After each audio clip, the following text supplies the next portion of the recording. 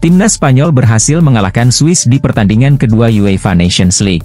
De La Fuente sangat terkesan dengan semangat juang para pemainnya, meski harus bermain dengan 10 orang. Dan memberikan pujian atas performa tangguh mereka. Saya merasa, kami telah melakukan sesuatu yang berarti bagi negara ini, bahwa masyarakat merasa terhubung dengan para pemain ini, kata De La Fuente. Kami berkembang melalui kerendahan hati, dan pengorbanan sebagai tim.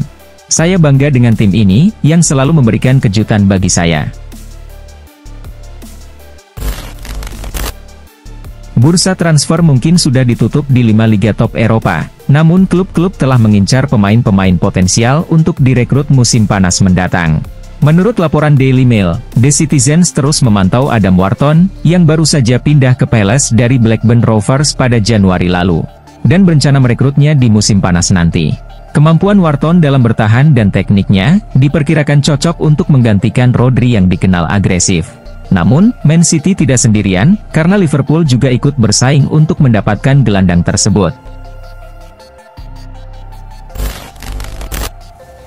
Akhir-akhir ini, Galatasaray tertarik pada Casemiro, dan menawarkan gelandang Manchester United yang sedang mengalami penurunan performa itu, kesempatan untuk meninggalkan Old Trafford dengan status pinjaman selama 1 musim.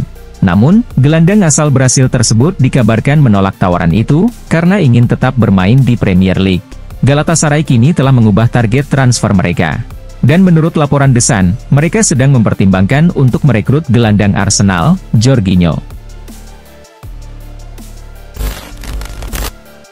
Mantan penyerang Manchester United, Wout Weghorst, terlibat dalam perselisihan sengit dengan bek Arsenal, Jurrien Timber, saat sesi latihan timnas Belanda. Ketegangan dimulai, ketika Weghorst marah akibat tackle keras dari Timber. Keduanya kemudian saling beradu argumen. Sementara Weghorst terus mengeluhkan tackle tersebut kepada Ronald Koeman. Weghorst juga tampak tersenyum sinis saat Quinten, saudara kembar Timber, menabraknya dari belakang. Setelah sesi latihan selesai, Weghorst segera meninggalkan lapangan, dan melepas seragam latihannya. Sementara rekan-rekan lainnya, tetap berada di lapangan. Manuel Ugarte, diharapkan dapat memperkuat lini tengah pertahanan Manchester United, dan tampil lebih baik dibandingkan Scott McTominay. Namun, setelah resmi bergabung dengan Old Trafford, muncul statistik mengkhawatirkan terkait performa Ugarte. Ia tercatat dilewati oleh pemain lawan dalam kompetisi elit Eropa musim lalu. Lebih sering per 90 menit dibandingkan pemain lain, yang bermain setidaknya 200 menit. Statistik ini memicu reaksi dari netizen, dengan salah satu di antaranya menyebut, bahwa Ugarte sebagai versi mahal dari McTominay. Meskipun Ronald Araujo dan De Jong adalah pemain kunci di ruang ganti Barcelona, klub tetap belum memiliki rencana jangka panjang untuk mereka, dan bersiap jika keduanya harus dijual. Menurut laporan Mundo Deportivo, posisi yang mungkin ditinggalkan oleh De Jong dan Araujo, bisa diisi oleh Kimmich dan Jonathan Tah. Masa depan Kimmich di Bayern Munchen masih belum pasti, dengan kontraknya yang berakhir pada 2025. Sementara Jonathan Tah, telah mengonfirmasi, bahwa ia akan meninggalkan Bayer Leverkusen dengan status bebas transfer, saat kontraknya habis dalam waktu kurang dari 12 bulan. Kontrak Erling Haaland di Etihad Stadium, sebenarnya masih berlaku hingga Juni 2027, namun Manchester City ingin memperpanjang masa kerjanya lebih lama lagi. Menurut laporan dari Marca, penandatanganan kontrak baru Haaland di Manchester City, tampaknya akan segera terjadi. Pihak Haaland, dipastikan meminta kenaikan gaji, dan Manchester City setuju untuk menyesuaikan bayarannya, mengingat perannya yang semakin penting dalam tim. Dalam diskusi antara Man City dan agen Haaland, muncul angka 24 juta euro, atau hampir 410 miliar rupiah per musim, yang tampaknya sudah termasuk bonus. Di masa lalu, Juventus pernah mendominasi sepak bola Italia. Mantan pelatih Fiorentina, Paulo Sousa yakin, bahwa Inter Milan bisa mencapai hal serupa. Mereka bisa memenangkan serangkaian gelar juara secara beruntun, dan menguasai sepak bola Italia, ujar Sousa dikutip dari FC Internews. Bianconeri berhasil meraih 9 gelar beruntun, dan Nerazzurri tidak jauh berbeda. Menurutnya, Inter Milan memiliki intensitas, mentalitas, ide, serta orang-orang yang tepat untuk memimpin klub. Ditambah dengan skuad berisi pemain kelas dunia, dan pelatih yang luar biasa. Luka Modric yang kini hampir berusia 40 tahun, belum memiliki rencana untuk pensiun dari sepak bola. Gelandang veteran Kroasia itu mengakui bahwa di usianya saat ini, sulit untuk memprediksi masa depan. "Anda tidak pernah tahu dengan saya," kata Modric. Ia menyatakan, akan menjalani setiap pertandingan satu persatu. Modric menambahkan, bahwa jika suatu saat ia kehilangan semangat bermain, ia akan tahu kapan waktunya untuk pensiun, tanpa perlu diberitahu oleh orang lain. "Saya akan berhenti dengan sendirinya. Sampai sekarang, saya masih di sini. Dan bangga, serta senang bisa mencapai pencapaian ini," lanjutnya. Mohamed Salah dan Erling Haaland menunjukkan performa yang tajam di awal musim ini. Namun, mantan striker Chelsea, Tony Cascarino percaya bahwa Salah tidak akan mampu mengalahkan Haaland dalam perebutan gelar top skor Premier League. "Lihat, musim lalu Erling mencetak 27 gol di Liga. Saya rasa, dia mencetak 27, ujar Cascarino kepada Talksport. Selisihnya 4 gol. Mo memang terlihat tajam, tetapi saya tidak yakin Mo bisa mencetak gol sebanyak Haaland." Guardiola dianggap sebagai pelatih terbaik di dunia saat ini. Selama bertahun-tahun, ia telah memimpin Manchester City dan membawa timnya meraih 6 gelar Premier League. Saat ini, Guardiola sedang menjalani tahun terakhir dalam kontraknya dengan Man City. Hal ini memunculkan spekulasi bahwa Pep mungkin tertarik melatih tim nasional.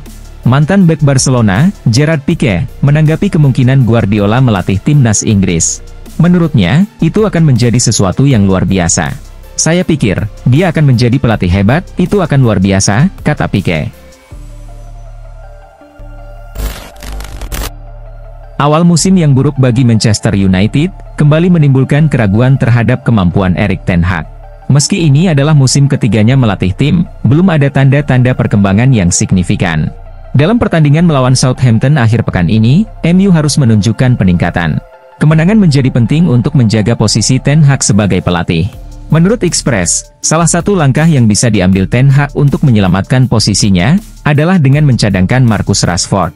Karena penampilan winger Inggris tersebut, kurang memuaskan di beberapa laga awal.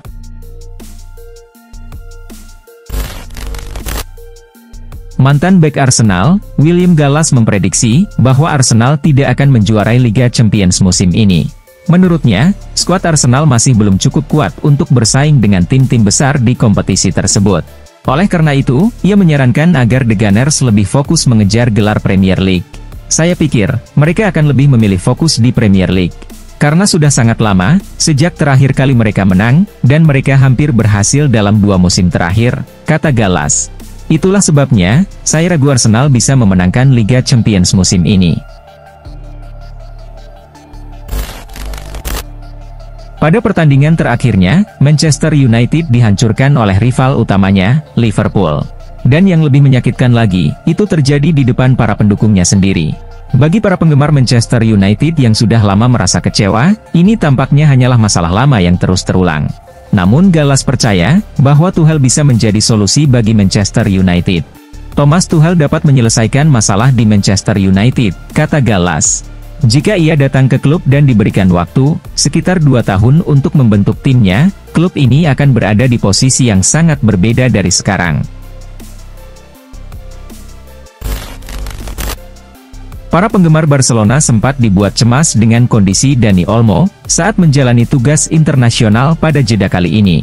Ia dilaporkan mengalami cedera lutut, ketika timnas Spanyol bermain imbang melawan Serbia, dalam laga pertama UEFA Nations League.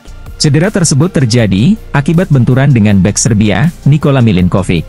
Namun, fans Barcelona kini bisa bernapas lega, karena ternyata cedera Olmo tidak serius. Berdasarkan laporan dari Mundo Deportivo, ia hanya mengalami memar yang cukup parah di lututnya. Dybala sempat menjadi incaran klub Arab Saudi, Al-Qadsiah, pada bursa transfer musim panas lalu. Pemain asal Argentina itu ditawari gaji sebesar 25 juta euro per musim, dengan kontrak berdurasi 3 tahun. Bahkan, Dybala dikabarkan sudah hampir meninggalkan Roma. Namun, pada akhirnya pemain berusia 30 tahun tersebut memilih untuk tetap bertahan di Roma. Mantan Direktur Olahraga Roma, Walter Sabatini, menganggap keputusan Dybala ini sebagai bentuk kecintaannya kepada klub. Selain itu, dengan bertahan di Roma, Dybala juga dinilai menjaga peluangnya untuk tetap dipertimbangkan di timnas Argentina. Italia berhasil mengalahkan Israel dengan skor 2-1 pada pertandingan matchday 2 UEFA Nations League. Gol-gol kemenangan Italia dicetak oleh Davide Frattesi dan Moiskin. Israel sempat memperkecil jarak di akhir pertandingan melalui gol Mohamed Abu Fani.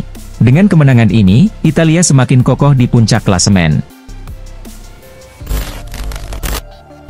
Prancis berhasil mengalahkan Belgia dengan skor 2-0 pada pertandingan matchday 2 UEFA Nations League. Gol-gol kemenangan Prancis dicetak oleh Randal Kolo Muani di babak pertama dan Ousmane Dembélé di babak kedua. Dengan hasil ini, Prancis kini menempati posisi kedua di klasemen. Rabiot saat ini berstatus tanpa klub setelah memutuskan tidak memperpanjang kontraknya dengan Juventus yang berakhir musim panas ini. Ia cukup selektif dalam memilih klub baru. Dan baru-baru ini, ia menolak tawaran dari Turki, karena lebih memprioritaskan bermain di liga-liga top Eropa. Menurut laporan Daily Star, Rabiot berpotensi segera bergabung dengan klub baru, dengan Manchester United dikabarkan tertarik merekrutnya. Ineos telah memberikan lampu hijau kepada Direktur Olahraga MU, untuk bergerak mendatangkan gelandang tersebut. Ismail Bennacer saat ini tidak bersama AC Milan, karena sedang memperkuat timnas Aljazair dalam jeda internasional September 2024. Namun, ia mengalami cedera saat bermain untuk negaranya. Belum ada informasi resmi mengenai jenis cedera yang dialami Bennacer.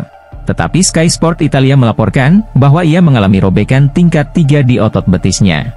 Akibatnya, Bennacer bisa absen hingga 3 bulan dari AC Milan. Laporan tersebut juga menyebutkan, bahwa ia akan memerlukan waktu sekitar 6 pekan, untuk memulihkan cedera betisnya.